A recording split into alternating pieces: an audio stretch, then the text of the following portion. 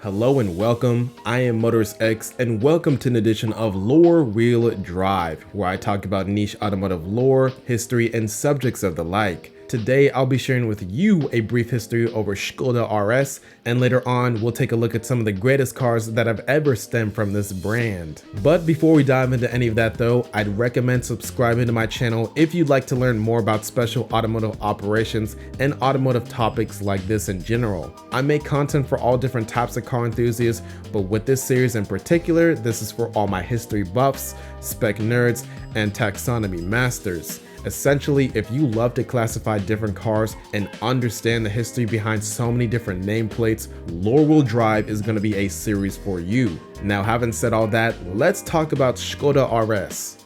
Skoda RS is short for Skoda Rally Sport, and it's Skoda's top line of sports cars. The RS badge itself first appeared during the mid-1970s, but to really grasp the weight of this badge and what it really means to Skoda as a whole, you have to go back to 1901. It was during this year that Skoda entered the realm of motorsports for the first time. Specifically speaking, they entered their Slavia Type B motorbike into an international endurance race from Paris to Berlin. And when you look at the results and how they did, it is definitely worth noting that Skoda's bike was the only one to cross the finish line. I mean, talk about a damn good motorsports debut. I mean, seriously, you don't get much better than setting a feat like that. Anyways, later on in 1936, they also entered their popular coupe, yes it was called the popular coupe, into the Monte Carlo Rally. For all you WRC fans, you might know this, but for those of you who don't, let me tell you, the Monte Carlo Rally was one of the most difficult stages to navigate back in the day. And if you're really interested, there's a decent amount of lore on this too. Anyway, going back to Skoda, despite how hard this stage was, that still didn't stop them from achieving a second place title with the popular coupe. Skip ahead past World War II and all those lovely state-issued orders to develop military motorcraft, and Skoda returned back to motorsport in the 1950s, specifically when they entered various racing prototypes at the 24 Hours of Le Mans over the next 2 decades. I will say that in most of these entries, Skoda did see some more podium finishes, but most of these prototypes, they had just decent runs, and we'll just leave it at that. However, when the 1970s came around, Skoda amped things up in their motorsports division. It was during the middle of this decade where they developed the 200 RS, the 180 RS, and then the 130 RS. All three of these cars, especially the 130 RS, would perform exceptionally well at rally stages within the World Rally Championship and would end up even cementing Skoda as a name in rallying for decades to come. A little bit more on the 130 RS in particular, Skoda also produced touring car versions which gave the company more podium finishes within the 1981 season of the European Touring Car Championship. This car, the 130 RS, was a Pone all-rounder for Skoda, and because of its performance, it was nicknamed the Porsche of the East, Eastern Europe to be specific, not Asia. Now time continued to pass and the 130 RS had to be retired eventually. So when this did happen, Skoda produced the 130 LR and then later the favorite 136 LA, which were both their next rally machines. Both these cars did give solid runs in their competitions, but weren't nearly as impactful as the 130 RS or even the Slavia Type B that came before. Nonetheless, these cars, like many of the race cars that came before, earned Skoda even more recognition in the realm of motorsports. Now, coming into the 21st century, Skoda developed a new line of cars, specifically road-going cars called the RS. These models would act as commemorations or tributes towards Skoda's distinguished racing career, both on the track and in rallying. As the cars that they are, they've put up competition against many other sports cars, including Mini Coopers, MGs, as well as various Volkswagen GTI, GLI, and R models. And actually, a little fun fact on these Volkswagens they competed with, many of these cars are actually cousins and platform mates because in the 90s, Volkswagen acquired ownership of Skoda, and ever since then, many of their cars have shared a lot of the same architecture. And it is not hard to see at all when you put pictures of the two together. Anyways, going back to Skoda RS, many of these cars are sold across different parts of Europe and still provide car enthusiasts with yet another option when it comes to choosing their favorite sports car. One thing I do want to clarify, and that is with the badge, is that in the UK, they're actually sold as VRS, and supposedly this means Victory Rally Sport. It's nothing different from the normal RS models sold everywhere else, but Skoda, they didn't want to deal with a lawsuit from Ford because in the UK, I think Ford has already trademarked the RS letters for its models, and they've done this for quite some time too. So Skoda's like, we're gonna play it safe and just add another letter to make it seem different. But yeah, no matter where you are, if you're in the UK and you see a VRS, or if you're anywhere else and you see an RS, they're all the same car that come from the same lineage and that have the same purpose. In terms of the future, it's worth noting that Skoda is moving towards electrification almost like every other manufacturer, and that they're actually now producing EV-based RS models. With me personally, I'm not a fan of EV sports cars, at least not yet, but I'm still intrigued to see what type of RS models do come and debut in the future because I want Skoda to continue making sports cars. To my knowledge, they are the only Czech brand making sports cars, and there's just something different about being that only brand who still makes sports cars, especially in a country that is not known for making cars at all either. It's that uniqueness and almost a sense of rarity for me that makes me kind of root for Skoda in the future and what they do with the RS models.